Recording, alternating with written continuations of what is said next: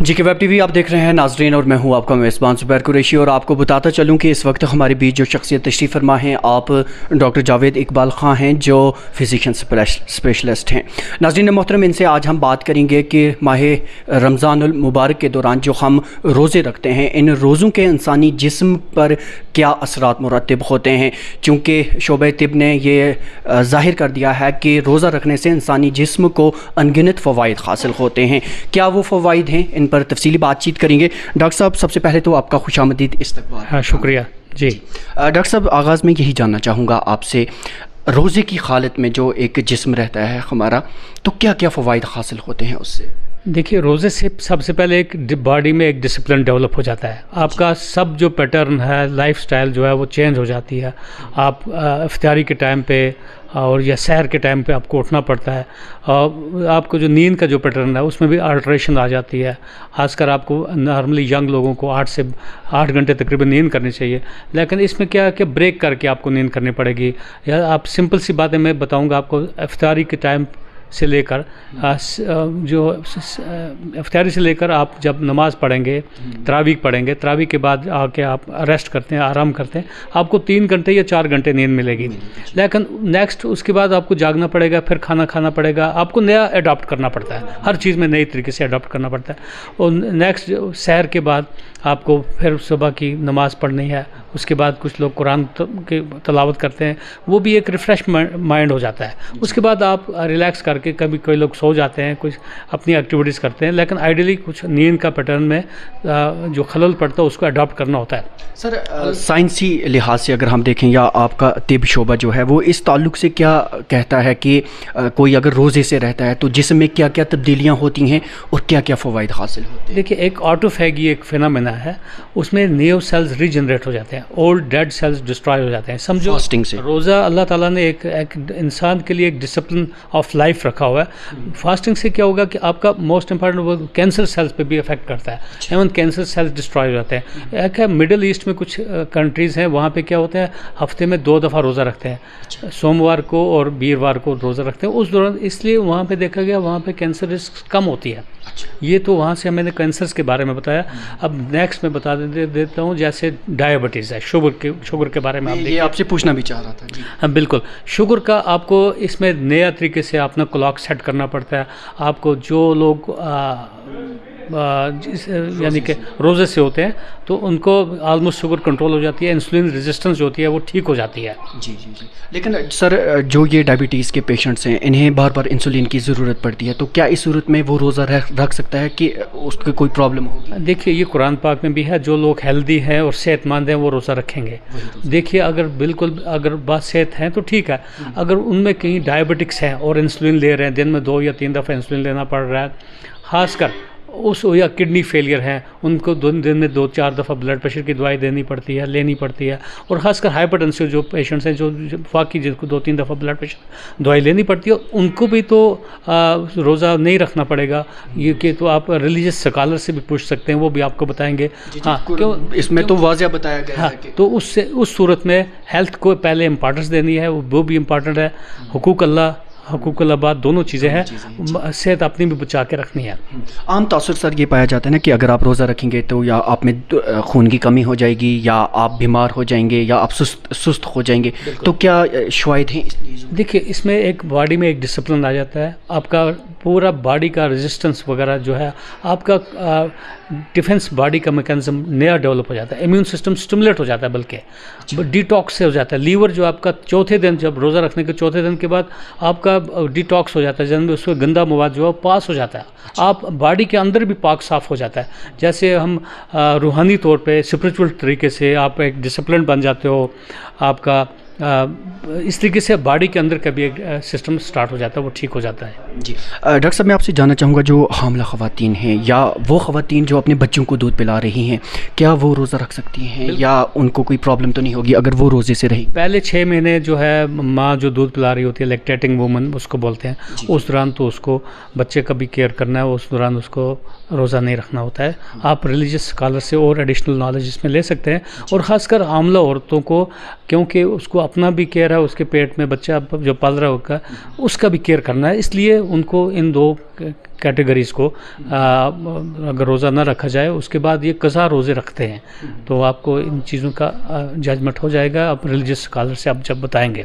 क्योंकि जी जी डॉक्टर साहब, इसके बगैर और कौन सी ऐसी, मतलब अल्लाह ना करे कि कोई फ़र्द जो है वो किसी ऐसी बीमारी में है कि वो रोज़ा रखना चाह रहा है लेकिन साइंसी तौर पर वो मुनासिब नहीं है, उससे उसको प्रॉब्लम हो सकती है, थोड़ा बता पाएंगे ये कौन कौन सी ऐसी सूरत है जिस सूरत में रोज़ा नहीं रखना चाहिए? देखिए, जिसमें सीवियर अगर पेन होता है किसी टाइम भी, किडनीज पेन हो गया, किडनी में स्टोन्स हैं, स्टोन्स पास हो रहे हैं, डिहाइड्रेशन अगर उसको रखना नहीं है, जब ज़बान खुश्क हो जाएगी या उसका अंदर का जो बॉडी में वाटर रिक्वायरमेंट चाहिए, तो उस सूरत में वो बाद में कज़ा रोज़े रख सकता है, लेकिन फ़र्स्ट एड या फर्स्ट ट्रीटमेंट उसका जो हो जाना चाहिए, नेक्स्ट वो कर सकता है, तो बेहतर है कि बाद में वो रोज़े रख सकता है अगर डिसाइड करना है as per the conditions of the person. जी डॉक्टर साहब, चूँकि ज़्यादातर अफराद जो हैं वो रोज़े से रहते हैं और इंसानी जिस्म को एक मिकदार में ग़िज़ा की ज़रूरत होती है, पानी की ज़रूरत होती है, थोड़ा बताएंगे कि सहरी के वक्त या इफ्तारी के वक्त कौन सी ऐसी चीज़ें जो हैं उनका कसरत से इस्तेमाल करना चाहिए ताकि ये लवाज़मात जो हैं ये पूरे हो सकें? बेसल सीड जो होते हैं या बबरी बिल जिसको बोलते हैं, मैं सबसे ज़्यादा प्रायोरिटी उसको दूंगा। वो पानी में भिगो के 1 घंटा पहले रखो गर्म पानी में, उसके बाद वो उसकी लस्सी बना के पीना चाहिए। उस सब से आपको कूलेंट इफेक्ट देते हैं, आपका वो बेनिफिट रहेगा, आपका हाइड्रेशन स्टेटस ठीक रहेगा। मोस्ट इंपॉर्टेंट, जब इफ्तार से लेकर सहर तक आपको वही टाइम है आपको पीने का, तो जितना से जितना हो सके आप पीने की कोशिश करें ताकि डे टाइम को आपको प्यास नहीं लगेगी। और ख़ासकर सहरी के टाइम पर अगर आप कुछ मेवे वगैरह इस्तेमाल करोगे, उससे दिन के टाइम आपको ज़ुबान खुश्क नहीं होगी या डिहाइड्रेशन का इफेक्ट नहीं होगा। तो और कोई ऐसी चीज़ है जो जिस चीज़ का आप इजाफ़ा करना चाहेंगे कि रोज़ादारी के दौरान हमें किन चीज़ों का ख़ास ख्याल रखना है, ख़ासकर वो अफराद जो किसी मर्ज़ में मुब्तला हैं? बिल्कुल, अगर जो टाइमिंग है, जो डायबिटीज़ की मेडिसिन जो है वो चेंज करना है। अगर औरल हाइपोग्लाइसेमिक अगर दवाई खा रहे हैं तो उनको अर्लियर इफ्तार के टाइम खाना है, या थायराइड की दवाई खाना है तो इफ्तार करने के जब खाना खाने के 1 घंटे बाद एक गैप होना चाहिए, आधा घंटा थायराइड की दवाई को ली चाहिए। तो इस तरीके से अगर ब्लड प्रेशर की दवाई है वो इफ्तारी के टाइम खाना है, क्योंकि सहर के टाइम प्रेशर की दवाई खाने से दिन को बीपी डाउन आ सकता है, लेकिन इफ्तारी के टाइम ब्लड प्रेशर की दवाई खाने से एक ब्लड प्रेशर भी कंट्रोल रहेगा और अपने मेंटेनेंस में रहेगा। यानी वो अफराद जो जिन्हें ब्लड प्रेशर है और उन्हें डेली दवाई लेनी पड़ती है, तो उनका रूटीन कैसे रहेगा इफ्तारी के टाइम पर, क्योंकि उसी के बाद हम ज़्यादा से ज़्यादा खाने की कोशिश करते हैं, खा लेते हैं। अच्छा, आम बाकी किसी मर्ज़ में अगर कोई मुब्तला है या डॉक्टर ने उसे प्रिस्क्राइब किया है कुछ दवाई खानी है, और जैसे IBD है, सुबह खानी है, दोपहर को खानी है, तो शाम को खानी है, तो वो चेंज कर सकता है इफ्तारी से लेकर सहरी तक? बिल्कुल, उससे कोई प्रॉब्लम तो नहीं? बिल्कुल उसी टाइम। देखो, इरिटेबल बाउल सिंड्रोम वगैरह कोई बड़े इश्यूज़ नहीं है, ये माइनर इश्यूज़ होते हैं, बल्कि आपका इंटेस्टाइन या अंतड़ियों को रेस्ट मिल जाएगा। आप देखिए, रेस्ट मिलने से आपका रीजनरेशन सिस्टम स्टार्ट हो जाता है बॉडी में, है ना। जैसे मैं अब दोबारा कुछ चीज़ें मैं आपको दोबारा बताऊंगा, जब ब्लड प्रेशर के बारे में बताऊंगा कि अच्छी तरीके से ब्लड प्रेशर कंट्रोल होगा, बल्कि लो हो जाएगा। आप इफ्तारी के टाइम उसकी प्रेशर की दवाई खाओगे, तो अगर आप सहरी के टाइम खाओगे तो डे टाइम पे आपका BP लो होने के चांसेस हैं। तो शुगर की दवाई अगर इफ्तारी के टाइम खाओगे तो वो ठीक है, लेकिन अगर सहर को खाओगे तो मॉर्निंग टाइम आपको हाइपोग्लाइसेमिया हो जाएगा। तो इस तरीके से गाउट की कोई दवाइयाँ हैं जो जितना उनको उसी तरीके से अडॉप्ट करना है as per the requirement. Ji doctor साहब, एक वसी तजुर्बा है आपका, आप जनरल फिजिशियन हैं और गुज़श्ता कई सालों से आप इस शोबे के साथ वाबस्ता हैं। अपने तजुर्बे की बुनियाद पर हमारे जो नाज़रीन इस वक्त देख रहे हैं उन तक क्या पैगाम पहुंचाना चाहेंगे? देखिए, जो यंग लोग हैं, ख़ासकर वो हम लोग मोबाइलों का ज़्यादा यूज़ जो करते हैं, वो उससे इफ़ेक्ट पड़ता है बॉडी पे, उसके इफ़ेक्ट पड़ता है आपकी स्लीप पैटर्न पे। आप टाइम पे नींद नहीं कर सकते हो। आपको एक साइकिल अडॉप्ट करनी है रमज़ान के महीने में, ख़ासकर आप इसी दौरान, यही एक सही टाइम है, आप स्मोकिंग छोड़ सकते हो, सिगरेट छोड़ सकते हो। खुदा न ख्वास्ता कोई और भी कोई नशा चल रहा है तो ये टाइम है, सही टाइम है, आप नशा छोड़ सकते हो। आप फैमिली की सपोर्ट मिलना चाहिए तो वो भी आपको देते हैं, और बाकियों की सपोर्ट चाहिए, हमसे रब्ता रखना चाहें, हम आपको सपोर्ट देंगे। यंग जनरेशन तो हमारा फ्यूचर है, तो सिगरेट स्मोकिंग वगैरह ये छूट सकता है। आप पानी की मकदार अच्छा ले लो। मैं बोलता हूँ नॉर्मली जो पानी पीना है, 1 घंटे में 1 गिलास पानी पीना चाहिए। अब सैर से लेकर इफ्तारी से लेकर या सैर तक जो है, इतना ज़्यादा आप पानी नहीं पी सकोगे, लेकिन फिर भी 1 घंटे में 1 गिलास के हिसाब से 8-10 गिलास तकरीबन पानी होना चाहिए, या रस सूप वगैरह होना चाहिए, वेजिटेबल सूप होना चाहिए, सलाद होना चाहिए, आपका फ्रूट सलाद होना चाहिए, 7 कलर के फ्रूट्स खाने चाहिए। तो ऑयल फैट्स थोड़ा कम करो।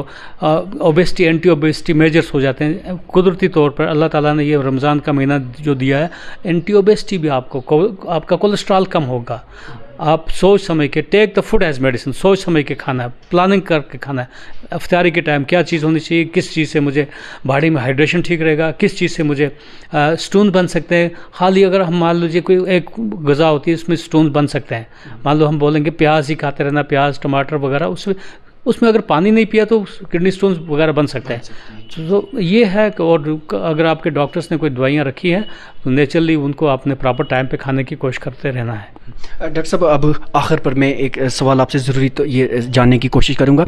अक्सर कुछ अफराद इफ्तार जैसे ही होता है वो कुछ खाने को प्रेफर करते हैं, कुछ पहले चाय पीते हैं। तो साइंटिफिकली तौर पर आप क्या सजेस्ट करना चाहेंगे कि बेहतरीन ग़िज़ा इफ्तारी के वक्त की क्या है, चाय पीना या खाना खाना? बेसिकली ये इंडिविजुअल चॉइसेस हैं, लेकिन मैं सबसे प्रेफर करूँगा बबरी बिल का जो पानी वगैरह होता है वो सबसे बेस्ट होता है।